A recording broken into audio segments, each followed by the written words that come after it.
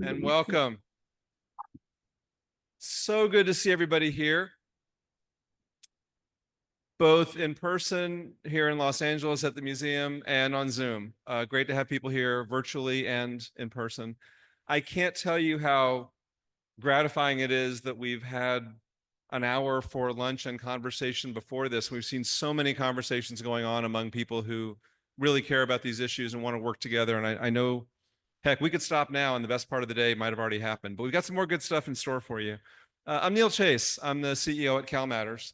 We are thrilled to be able to host this. I know we have a lot of friends in the room. We have folks who support us. We have folks we've worked with. We have student journalists who work with us, professional journalists who work with us. Very excited to have everybody here today. A couple of the wonderful people who serve on our board of directors are here. Thank you, Efrain, Leo, for being here. And we're going to get started in a little bit, but before we do, because we're here at this beautiful facility, I want to give it a chance to meet Jim Herr. Jim is the director of the National Center for the Preservation of Democracy. You can think about how tough his job is right now. And Jim is going to tell us a little bit about this facility that we're in and how we save democracy? I don't know. That's up to you.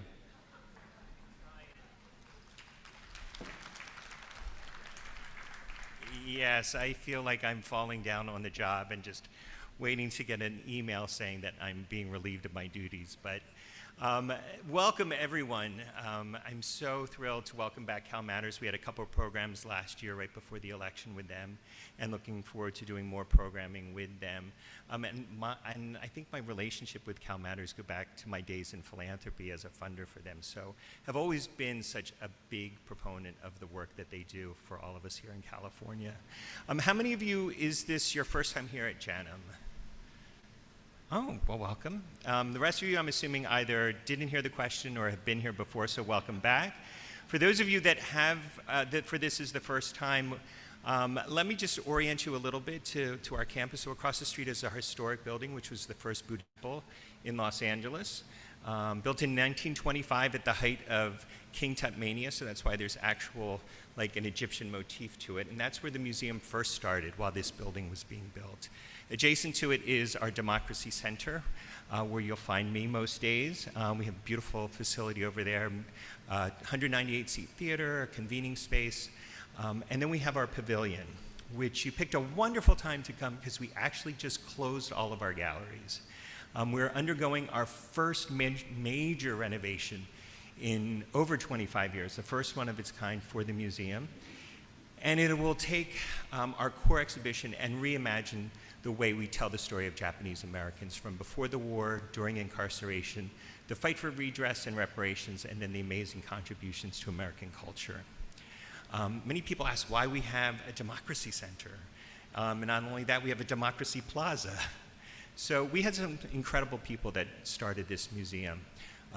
Daniel Inouye, senator from Hawaii, for whom the Democracy Center is named, as well as many people will know this very famous Californian, Secretary Norm Mineta was also was a leader in developing this museum, was also our board chair at the time of his passing a few years ago. And they knew that this place was not just available land. The plaza was actually a continuation of Central Avenue. And it was on this space here in 1942, around this very same time, starting in March, that 37,000 Los Angeles residents of Japanese descent were ordered to report with whatever they could carry in their two hands, put on buses, and taken to Santa Anita Racetrack, where they were held in horse stalls while being processed and then sent out to one of 75 concentration camps across the country. It's a sad time in our history and a sad time for our democracy. It's often thought of as a place where democracy failed its people. And that's why our leaders wanted to make sure that when we tell the story of Japanese Americans, we tell the story of American democracy and how fragile it is and how we need to protect it. So what we do is to take the stories of Japanese Americans and we contemporize it for broader audiences so that everyone understands what happened to Japanese Americans and that it can happen again. And sadly, we see that now. I see the pictures of families lined up with their suitcases. And I think of how scared and afraid they are. And I think about the thousands and maybe even millions of people who are going to be in that same position over the course of the next year because of what is happening. And sadly, it is our young people that are impacted the most, particularly those from traditionally marginalized communities, those of Black and brown kids, those who are trans or queer. Those are the ones that are going to be impacted the most. And so for the next at least year and a half, our programming is going to focus on uplifting youth and getting them involved. As we look to the 250th anniversary of the founding of this country, we look to it not for a moment in time, but we look to it to celebrate all that has happened since and to give youth the opportunity to decide what is going to happen in the next 250 years. As a Smithsonian affiliate, we're a part of an initiative called Made by Us, which looks to engage Gen Z in civic life.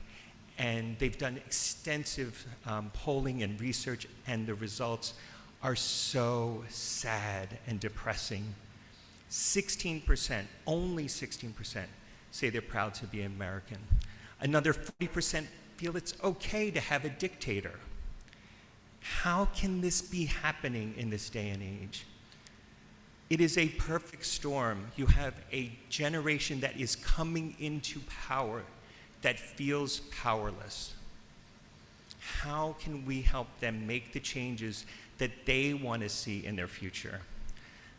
Neil and I were talking a little bit earlier, and he said, we can't expect them to make up for all the things that our generations have done. But we have to give them the power and the hope to change what they want to change and have a country that they want to have. So the conversations you're having here today, the very basics of how we uplift youth to give them the strength to make that fight is important, because they can't do that if they are not healthy of mind and body, if they don't have education, if they don't have opportunities. They will never feel that they have the opportunity to change this country. So we thank you for having this conversation here today. Although our galleries are closed, this space is open and we are programming for another few months here, but we have tons of programming over in the Democracy Center, and we'll be taking things on the road as well. So if you're interested, please sign up for our mailing list, and we hope to see you at a future program. And thank you again for coming today.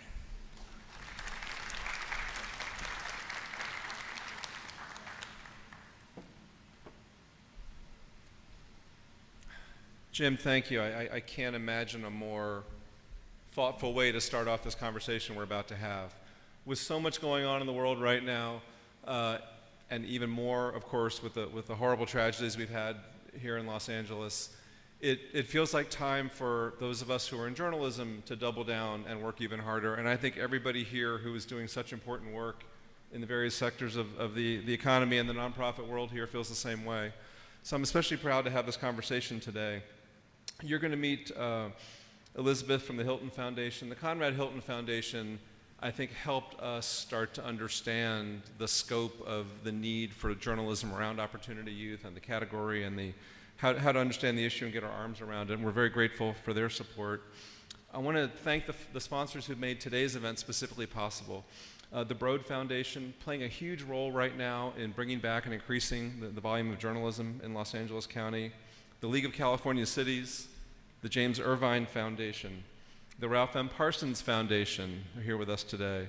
CSAC, the State Association of Counties, our friends at the Liberty Hill Foundation, thank you for being here today, and the Sierra Health Foundation for making this conversation possible and for making possible the conversations that will start today and keep going. I'm now going to turn it over to our moderator. Adam Eckelman is a reporter at CalMatters with a fascinating background in journalism and nonprofit work and an understanding, I think, of the intersections of education and workforce that we are just starting to really get our heads around as journalists and cover. Adam's been leading that coverage for us. And I'm going to ask him to come up here, bring our panelists, and get to the conversation. Adam. Thank you, Neil, and thank you to the Japanese American National Museum.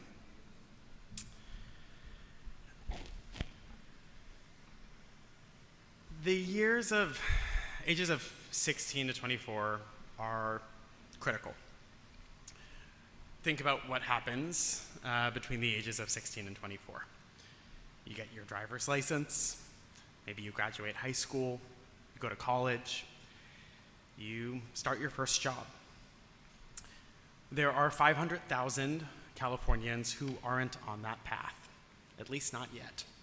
And much of the work that our panelists today are doing is to get folks back onto that path.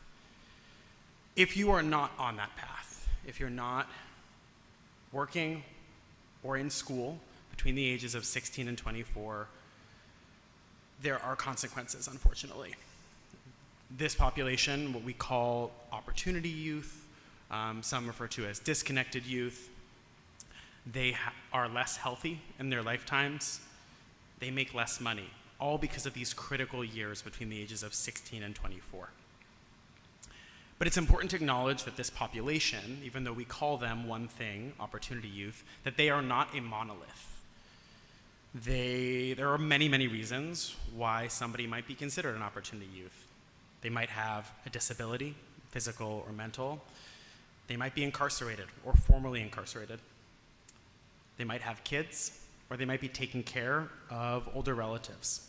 They might be a current or former foster youth. This population is really diverse. Before we begin, I do want folks here to just take a moment and think about this group.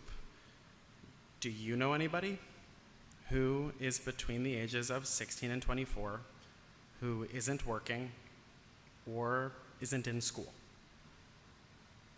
If you're listening online, maybe write that name down. If you're here, raise your hand.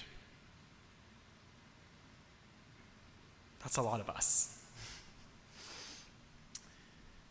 I want to welcome our panelists. I have three amazing folks here who are going to talk a little bit about what this population, really what it means to be an opportunity youth, and how, as a city, as a county, as a state, we can best get them back on the path. We have Amanda Hernandez, who's a commissioner with the Los Angeles County Youth Commission. We have Elizabeth Chung, who is a senior program officer with the Conrad Hilton Foundation, where she focuses on opportunity youth. And we have Kelly LaBianco, who's the director of the Los Angeles Department of Economic Development. All right, I want to kick off the conversation by turning our attention first to Amanda. Amanda, I know that you have some personal experience as a former foster youth. Tell me a little bit about your thoughts about opportunity youth and some of your experience. I even have a better name, Forgotten Youth. This specific age range, again, if they're not in school, if they're not working, if they're not doing anything to progress their life, when they look back on it, there's not much, like you said, like it basically sets them up for failure. So being that I was once an opportunity youth, there may be programs, there may be services, but to not know about these services is what really hinders and hurts youth from moving forward in life. 16, I don't want to say 18, but even 16 to 24, this is sorry, I'm a little nervous. In foster youth, we call this transition age youth because it is such a big transition. You are changing, you are aging out of foster care, you are now maybe getting your own housing. You may be going to school, but I know for me personally, if I had to work or go to school, the priority was always work. Yeah, so tell me a little bit about that experience. Like when you aged out of the foster care system at age 18, what did you do? What was the pathway for you from age? When I aged out, I lived with family, and I didn't know what to do, where to go. I had a social worker that gave me a binder with a list of services, and it was up to me to figure out and navigate that. So being a transition age youth, I went to 4 different housing programs. I aged out of every single one, and with that, there was no follow-up on what's next for you, what is the next step in life. And I feel that opportunity youth, they need a mentor, they need an advocate, and if you don't have that naturally in your life, you go astray. And so during that time, you know, I was even homeless, I was using drugs, I was having fun and not really making things a priority. There's youth that I've seen as well that, I'm gonna talk about financially, they run up credit cards because there is nobody there to guide them or show them about the responsibility or the cause and effect of doing things like that. Luckily for myself, I was able to secure some type of internship with the county, and so I started off almost 10 years ago as a career development intern. This was a specific internship for youth, a 2-year internship with the opportunity to lead to a permanent position. Luckily for me, that did happen, and so 10 years later, I am still with the county, but I also do a lot of advocacy work in the sense of, with that CDI internship, I expressed gratitude to the folks that offered me that opportunity, leading to be able to meet Supervisor Barker, and when LA County's Youth Commission came around, because we are still very brand new, we are now in year 5, I was thought of for that position. And so with that work, it's amazing because it's 15 system impacted youth, both from probation side and foster side. We work directly with these programs or these departments, speaking to youth, having listening sessions in the community to talk about what are the current issues, what's going on right now in the community. You know, what is your experience with that specific service program you receive from DCFS or probation? Yeah, it sounds like that internship was a kind of on-ramp for you. It was. I'm really interested in looking here to Elizabeth. I mean, we've talked about on-ramps. 10 years ago, the key word was internship for young people. Now the word is often apprenticeship, but they're different kinds of on-ramps. Tell me a little bit about, what kinds of on-ramps you're investing in with the Hilton Foundation, and what kind of on-ramps you see as most successful. I think young people, opportunity youth and all young people really need to be plugged into resources. Right? It is not just, I'm going to put you in a program, you're going to go and get some skills, and then you're going to find a job, and then your life is going to be great. Right? Like, we know that there is a continuum of care that is needed to address holistic well-being, because unless you have stability in your life, right? Like, you have housing, you have a way to care for your children, if you have children, if you have enough food, you have mental and physical well-being, no matter what program you're in to learn job skills, you're not actually going to be able to utilize that program to the fullest, and you're not going to be as successful as you could otherwise be in your work. And so the best programs that we've found really address kind of that holistic stability piece first, right? Like, young people need to feel secure in their lives, they need to feel stability in their lives, and we know a lot of young people, not just in Los Angeles, but kind of around the world, around California, around the United States, are feeling that lack of stability at this moment. And so first you address the stability pieces, and then you can start thinking about skills and a future and what do you want out of your life, right? Because it's really hard to think about all of the things that you want, the future that you're building for yourself, if you don't feel that the ground is stable underneath you right now. So I think, a long way to say that the best programs that we're funding, apprenticeships are great, but apprenticeships don't work unless they're also paired with comprehensive support. So before you get young people into an apprenticeship, making sure that they know what they're doing, that they can get to the apprenticeship, that they have enough money to live on, which is why apprenticeships are great, because they're paying you while you're learning those job skills, while you're gaining experience on the job so that you can be in it full time. Sorry, I just wanted to chime in on that. It's not just providing the opportunity for the youth. It's also having a buy-in from a staff member to offer that mentorship. If I am a system impacted youth and I have no mom or dad at home and I was raised and aged out through the system, no one's taught me proper etiquette on how to act in an office. Maybe I don't even know how to work Excel or Word or anything of that point. Even understanding professional criticism, and that it's not towards me, it's understanding how to improve my work. Because when I first started, that's the biggest thing that I always advocated for, was having a mentorship along the way. So I can proudly say that I'm actively working with LA Sanitation District on providing just that, an apprenticeship that has a mentorship. And I'm very proud for this because it's going to be offering at least 2 youth an opportunity with a starting salary of at least $80,000. With the opportunity, again, this needed to be, one thing I expressed is you're not just giving them the opportunity, you are giving them the funding that they need for that uniform, because if before I just had to wear whatever clothes and now you're requiring me to look a certain way and I don't have that, that could stress me out. That could affect my mental health, because if I don't look good, I don't feel good. This makes me think a lot about guaranteed income programs, or kind of more popularly known as universal basic income programs. Los Angeles, LA County, and Ventura County have piloted some of the first guaranteed income programs in the country, and CalMatters has written about this quite a bit. These programs are often targeted towards opportunity youth. I know there's a number of programs that focus on foster youth, folks who are I wrote about a program at the California Community College System that focuses on formerly incarcerated young people. Is this the kind of baseline?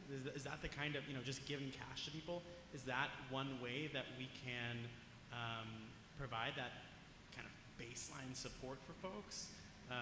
Elizabeth or Kelly, feel free to jump in here. Thank you so much. Before I jump into that question, which is an important one, I actually want to ask Amanda, how did you find out about the CDI internship program? I randomly applied and got a call back 2 years later about Yes. it. Yeah, so I think, the reason that program I think is so important is because it was an on-ramp for you to county employment, and county employment can be an amazing, life-changing experience for folks, right? You can do any job in the county. We have 100,000 employees, we have 40 departments, we have pensions, right? It's a great high road pathway. And the county always needs local, diverse, qualified talent, right? And so the career development internship is a way for the county to cultivate community for county work. But I do think we have work to do in making sure that we're thinking about the outcome first, which is, in this case, a beautiful mutual benefit between an employer, the county, who needs great, people, power, and our community members who want good jobs and quality careers. But sometimes we miss the mark when we're advertising the service and not the end goal that we all want. So I think it's amazing, because once you got it, look at you, you're like shaking it up with the Youth Commission. But I'm thinking about that because our department, the Department of Economic Opportunity, is thinking about county and public service as a high road pathway that we should be investing in as an economic development agency, and thinking about, we might have 15 or 20 different on-ramp programs to get into the county, whether it's the CDI internship or our Preparing Los Angeles County for Employment program or our Veterans Internship program. But how does the community come to understand this pathway as a good one to consider? And also, how do we make sure that you're tapping into the right program that meets you where you are, doesn't overburden you with a regimen that you don't necessarily need to get in, but actually helps you unlock the challenge that you're having in getting in? It might just be access and understanding. It's hard to get into the public sector, or it might be skill building, or it might be those wraparound services that Elizabeth is describing. And it might be, making sure that you don't have an opportunity cost for waiting to get into the county for 2 years because you have guaranteed income, right? We know that when folks are not worried about their everyday living expenses, they have agency to make the best and right decisions for themselves and their families. And so we're really proud that LA County has been investing in guaranteed income programs. We invested in the Breathe program, which is being evaluated right now, and folks are taking advantage of it. And we have a board of supervisors who continues to think about what economic security means for economic mobility and resiliency of our communities. And one way we're thinking about it in our department is we're investing in training programs. We know we invest in youth at work, our youth program, high road training partnerships, and others. But how can we integrate flexible cash assistance into our program, something traditionally not in workforce development programming of 10 years past. You know, not just no-cost tuition, not just wages for work, but literally a pot of money that if you need childcare, if you need rent paid, that you can tap into so that you can persist in that program, that you can persist in that job search for the job that relates to your training and don't have to just take the next best thing, so that you can make choices that are actually good for the public good. And so, you know, I think that the guaranteed income is a paradigm shift, and the way that we think about ensuring that we have the right talent we need for the economic growth that we need in the region. You have the mic, Kelly, so I'm going to hope you keep the mic for this tough question here. The Workforce Innovation Opportunity Act is the single largest it's the single largest source of workforce funds in the country.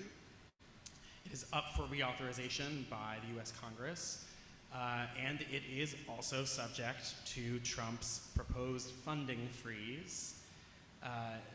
Not only is it the largest funder for workforce development, but it's also one of the primary funders for youth workforce and for opportunity youth. For the folks out here who rely on that money, and for the people who are receiving those services, what's at risk if that funding is frozen or if that funding is taken away? Yes, thank you. A couple different ways that we're thinking about this. So the public workforce system is funded by the Workforce Innovation and Opportunity Act. We run, in the LA County, there's 7 workforce development boards. The county and our department houses one. There's over 40 America's Job Centers throughout the region. These are job centers that if you're a young adult, if you're a job seeker or someone with a current job, you can go in to get job readiness support, help with your resume or interview skills. You can access no-cost skills training through our community colleges, through training partners, through our labor partners. You can access supportive services and direct connection to employment. That is what these dollars fund. Our department receives about $40 million per year. That's a big number, but when you think about the county budget, which is closer to $50 billion a year, workforce dollars go pretty far to reach tens, if not hundreds of thousands of folks.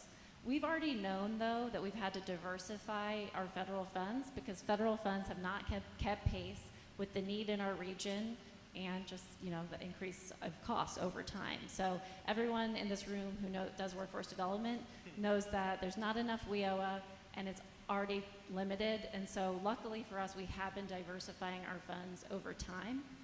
That said, what's at risk? Should we lose federal funding, that would mean our job centers we do not have the funding for the infrastructure of our job centers. A lot of the diversified funding goes to programs and services. It helps us amplify our Youth at Work program. It helps us offer high road training partnerships. It helps us think about employer incentives. That it could mean $40 million lost. Last cycle, there was already proposals to cut our youth funding in its entirety, which is about $15 to $16 million of WIOA funds, and half the adult services. And so, I think it is a very real risk and something that we need to keep in mind because that is a safety net for a lot of folks when they lose their job or they're needing to find another job that can help better sustain their families.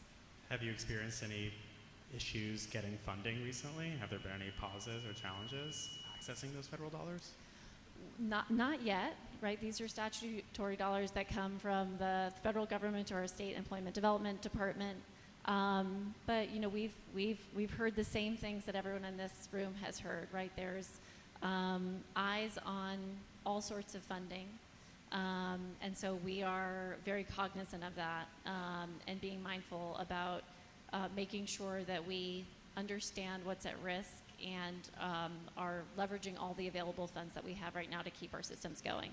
The other thing I do just want to mention is that it comes back to the very first comment about, how do you define opportunity youth? And It's not just young adults that are not connected to work or education, but there are young adults who are system impacted, and the disproportionality in outcomes persists. And so I know all of us here are focused on supporting our foster youth or supporting folks that have been justice impacted or have experienced homelessness.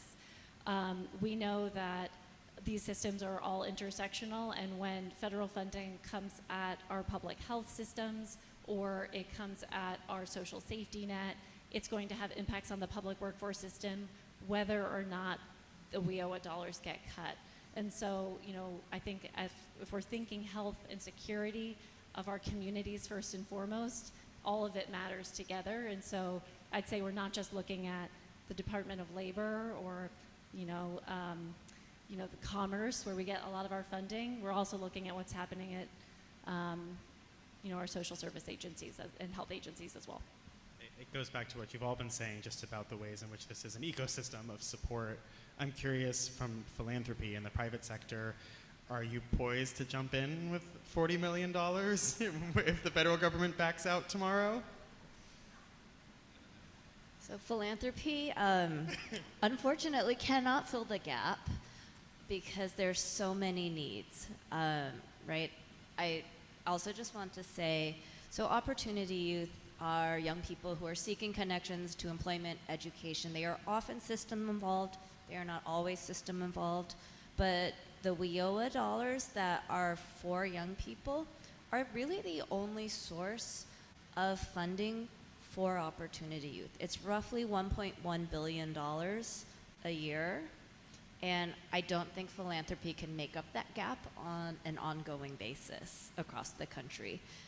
We are also talking about potential safety net cuts in a lot of other ways, which I also don't think philanthropy can fill the gap for, right? Like, philanthropy is really good at piloting innovations, funding around the edges, funding some supports, but I think workforce funding is really a promise to America that we care about what you do, we care about your lives, we care about your ability to provide for yourself.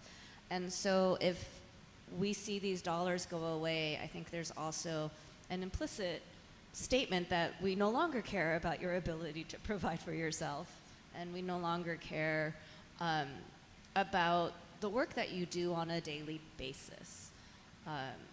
And I think that's sad, because I think that work has meaning. I think that it helps us define ourselves and our lives. And I think one of the things that is really hard for young people these days, like that age 16 to 24, 16 to 29, is when you're growing into yourself. You're figuring out how to define yourself in this world, who you are. You're taking those first steps into adulthood. And one of those steps into adulthood is figuring out that you can provide for yourself, right? Like that you have your own identity, that you're able to like envision that future that you want for yourself and work towards it.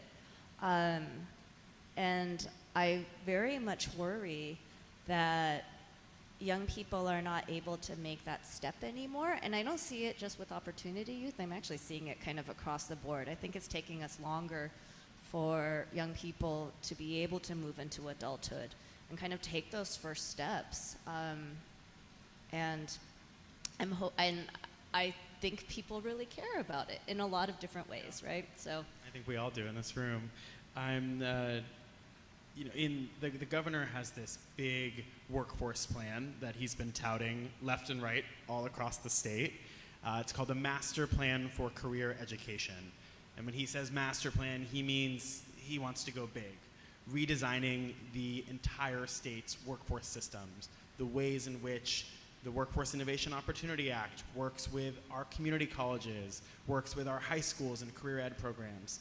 I mean, at least as the governor talks about it, this could be big. Now, what we've seen so far from the governor is not so big just yet. It's some terminology, some framing, a few dollars, some significant investments. But he has mentioned Opportunity Youth in the outline for that master plan for career education. This is a question for any of you. What does it mean that the governor is taking this seriously? Does this mean that there will be a greater investment? Could this counteract the federal government stepping back?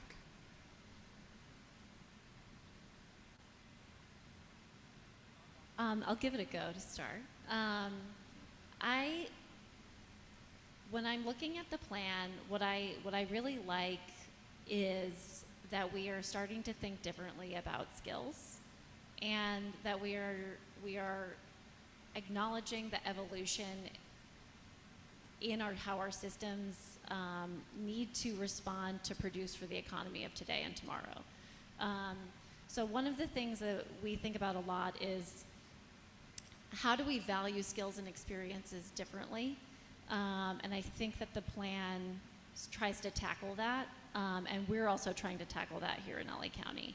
I mean, I'm even thinking, just as we're talking about pathways into LA County employment, our Department of Human Resources are starting to think about, what is how do we think about skills and experiences in our civil service processes that open up the aperture for folks to be able to access great county jobs. Is this like taking away degrees, for instance, or making degree requirements less of a thing?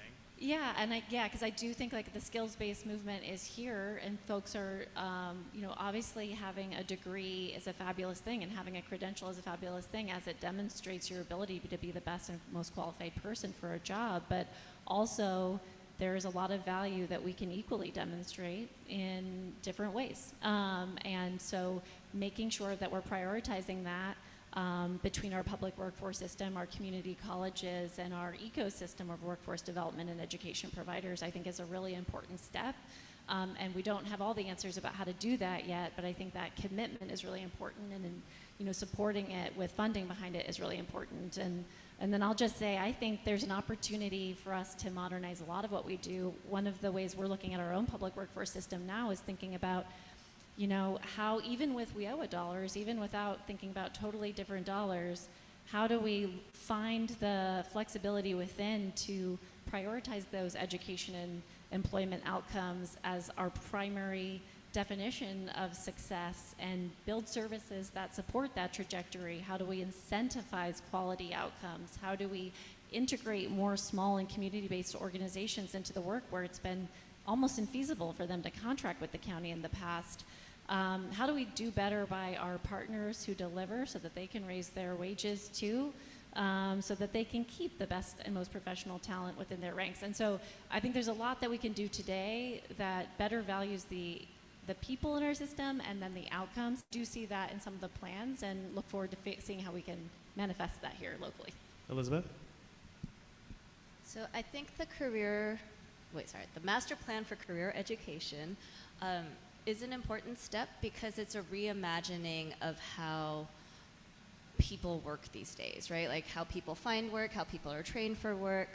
And I think there has been an understanding that our traditional K-12 community college, UC, CSU system is maybe not sufficient for what is needed right now, right? We know people are gaining skills in a number of different ways, but they're not able to utilize those skills. We know people are switching careers really fast, right? Like we know jobs change, people have to move around, and our system as it is now is not particularly flexible, right? You're supposed to go through the steps, and then you don't need those steps anymore. But we know many people are going to have to come back and get more training, or maybe just they want more training to be able to move into a different career. And I think that what I can see, hopefully, for the master plan is that reimagining, so that everyone can become a lifelong learner and retrain as needed, and that there will be no wrong doors, right? Like, I think right now it feels like if you have missed one of those pathways, right? Like those traditional pathways, like I maybe didn't quite finish my high school degree in the same, I got a GED, and then I didn't quite make it in community college. Well, I'm done, right? Like I don't have any more options left to me. And I think what the master plan is saying is, no, we don't want that. We want you to be able to come back anytime and get the job that you want.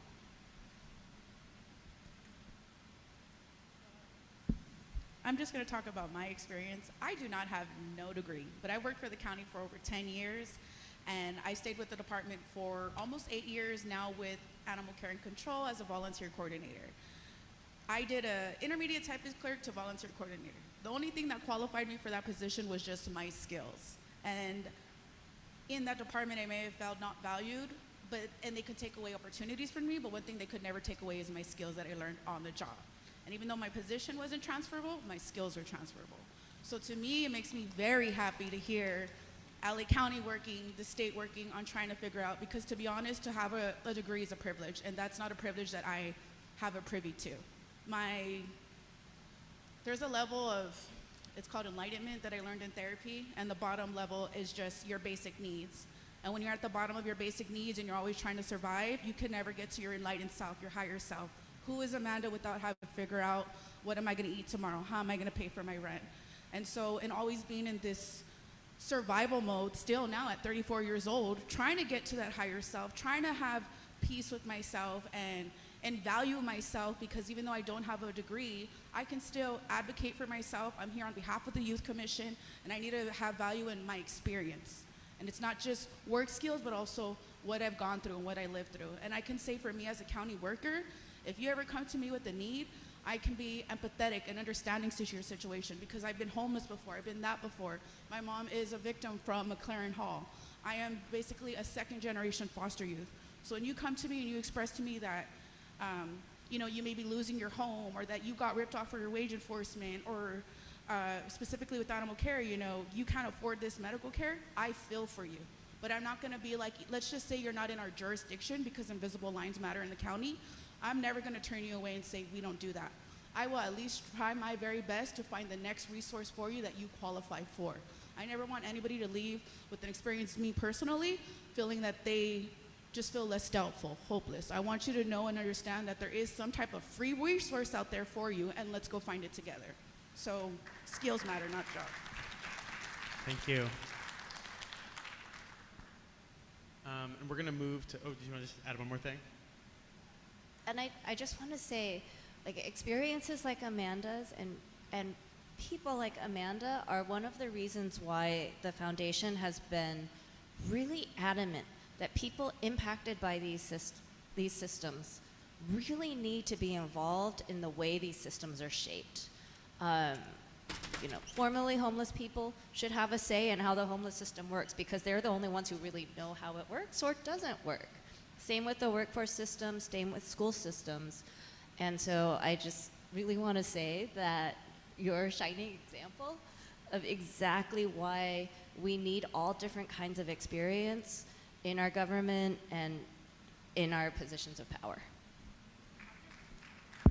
I'm just one of 3 sisters. I have 3 more, and they are just as fiery and passionate as me. So can you imagine if we all came to the table?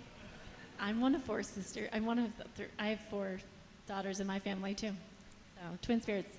But one thing I just wanted to add on top of this is there's a bunch of folks even sitting on this panel today who I think if you took us back a bit, you would not have been able to define this job as the trajectory for any one of us.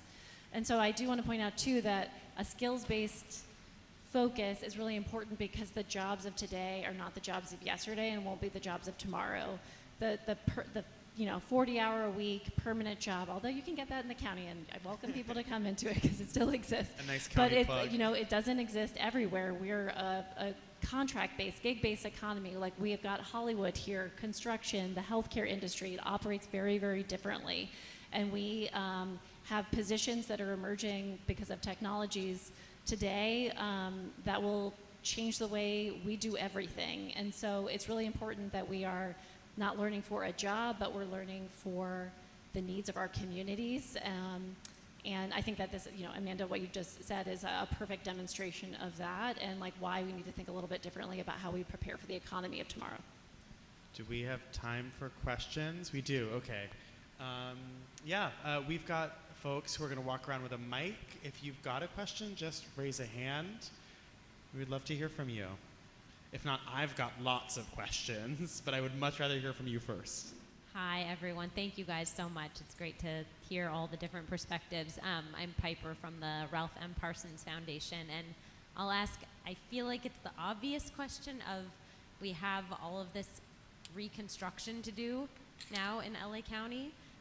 So curious how that's being thought of with regards to youth workforce development. So even, the past 6 weeks have been devastating. So, I'm glad to see everyone in this room because that's one level of like folks are doing okay and being able to show up here. But my heart extends to everyone who's been impacted and your families and friends. There's going to be a lot of reconstruction that's needed based on the recent windstorms and wildfires. And I would also add there's a lot of opportunity that was already coming our way because of infrastructure investments from the federal level through the bipartisan infrastructure law, the Inflation Reduction Act and beyond, as well as, we've got the games in 2028, and there's a lot of different opportunities that we're sort of expediting public infrastructure for. We're also trying to delete the divide with our broadband and anticipate, our sustainability goals with clean tech. And so there's a lot happening here from like a recovery perspective and just an evolution of our county. But I will say like the most immediate things we're thinking of are we have a displaced workforce from the fires and the windstorms. And so between the county and the city and our other workforce boards, we are standing up basically what we call like dislocated worker programming, so temporary paid work experiences for folks who were impacted that need to get income right away and get back to work with us. And so we're going to be opening some of those programs soon. And we're also working to try to anticipate the needs in the trades and in our construction build and make sure that we're supporting those pre-apprenticeships and apprenticeships and that folks have access to those through our public workforce system as well. So there is a lot of conversation right now between our Board of Supervisors and our ecosystem to make sure that we have a sufficient and qualified workforce, and our young adults are definitely a focus for that as well. If I can just add in here, I know that a lot of dislocated worker funds and recovery dollars are federal. How much of that you're talking about, it comes from the federal government, if any of it?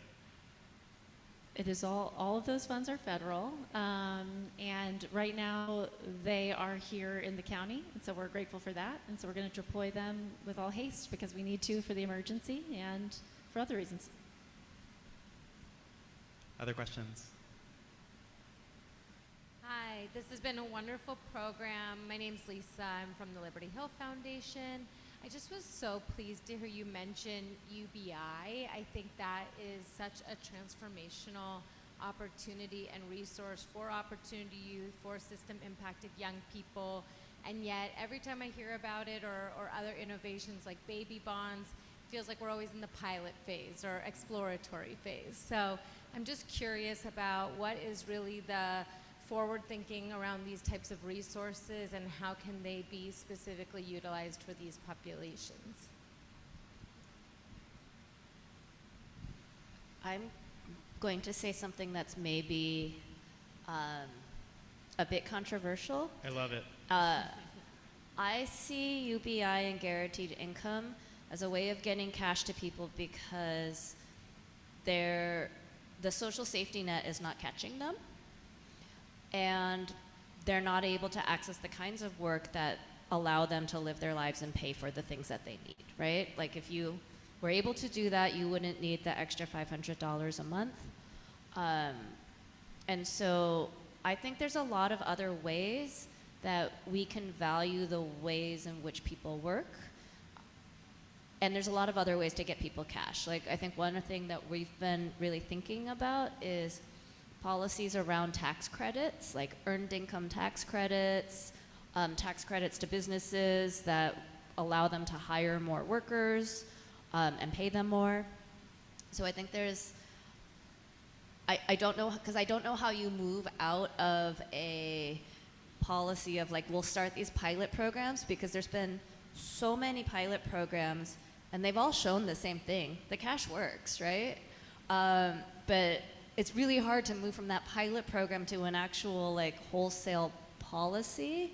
And so I think the ways of doing that are maybe around tax credits and other ways of just like getting more cash into people's hands through existing mechanisms.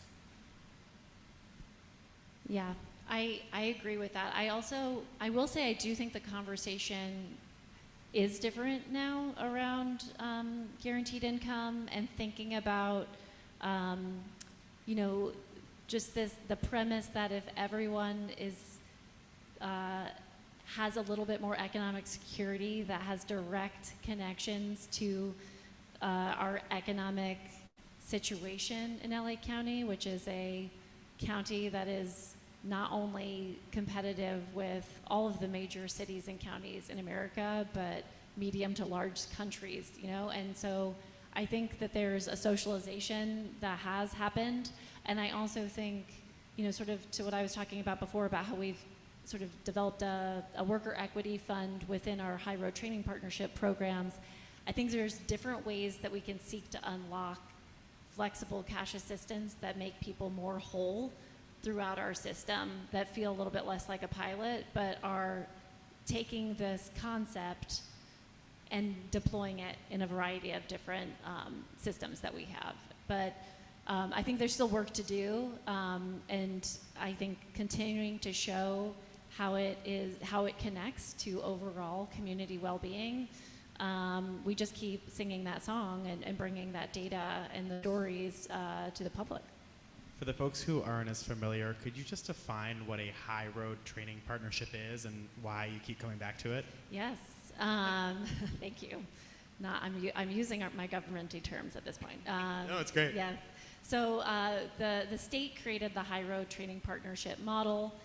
Started out as a pilot, as a demonstration project led by the California Workforce Development Board. But in and of itself, it's just a workforce development approach that lifts up worker voice and industry voice, because we have dual customer approach. You need to make sure that you're training folks, supporting folks, connecting them to jobs that exist today and tomorrow, and that will help them meet their own personal and family economic needs. And so the idea is that you've got workers at the table, you have businesses at the table or hiring employers at the table, that you have a cross-sector partnership of folks that can implement a training program model, and that you actually are supporting jobs as the end goal. And so a couple of the programs that we've run to give examples of that are, we work directly with the Apprenticeship Readiness Fund to speak about construction, to support them in increasing recruitment into their MC3 pre-apprenticeship program that leads to careers in 14 different trades.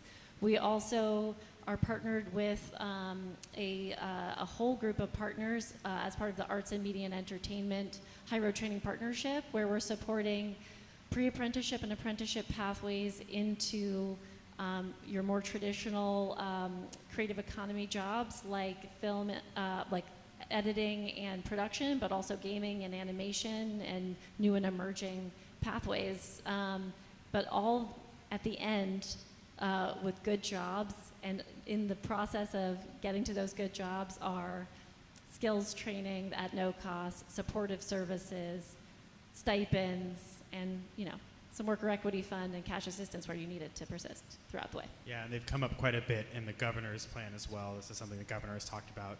I will also plug my own reporting. It's something I have talked about because so many folks like Kelly, Elizabeth, and Amanda have brought these high road training partnerships up. I think we have time for maybe one more question. I see there's somebody in the front.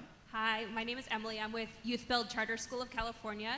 And so our school, we do work with 16 to 24-year-olds who did not succeed in a traditional school environment, either dropped out, aged out, pushed out, failed out. And a lot of the work we do has been around the workforce development as well. That's one thing we offer in all the wraparound services. So I am curious as to what sort of coalition building, you kind of alluded to some of that before, like where it comes to training, but I think I'm sure there's other folks here in the room that have been doing this work with 16 to 24-year-olds for some time. And we found that we're able to be successful when we can make those partnerships with other organizations that are like-minded in the community that can help us out by providing internships for our students, or like transportation, where all those needs are. So I'm curious, between the city, the county, and the state, like what sort of coalition building work has been taking place for supporting Opportunity Youth. Elizabeth, I know you're excited about this one. Thanks, that's such a perfect setup. So we have been, the work has really been done in the community, and there's a new plan that's called Horizons 32K, and if you would like to learn more about it, Carrie, who is sitting right there, from Unite LA, is one of the leads on the plan. And this is a plan to reconnect 32,000 young people over the next 4 years. And I think there is a realization, which isn't really a realization, we all knew this already. No one organization is going to be able to reconnect the 140,000 young people in this county who are seeking employment and education. And to be able to really make a dent in those numbers, we need to have a coalition of the city government, city workforce boards, city departments, the county. The county is at the table for this plan. The city is at the table. Los Angeles City is at the table for this plan. Employers, LAUSD, all of the community colleges. So they're all at the table trying to create a unified system that works for our young people. So I would say that that is probably one of the largest coalitions, because it's really trying to crowd in all of the key players. We also know that there's a number of smaller, more regional coalitions in South Los Angeles. There's South Los Angeles All In, Slate C, a number of other pieces, but we're really hopeful that this county-wide coordination will lead to better outcomes for young people. Thank you so much. I will just use my closing remarks here to make a little CalMatters plug. We have made an incredible investment in my position and a lot of our higher education team, and that we are one of the few organizations in the state, news organizations, that is covering education and workforce and the intersection thereof. I really encourage folks who are here to please reach out to me. It is amazing that we have the three of you today to talk, but there are so many other great stories happening in the community college space, the Opportunity Youth space, and all across the state. Please keep me posted. I want to be covering these issues for years to come. Thank you again, and we'll see you all. Feel free to come up for questions.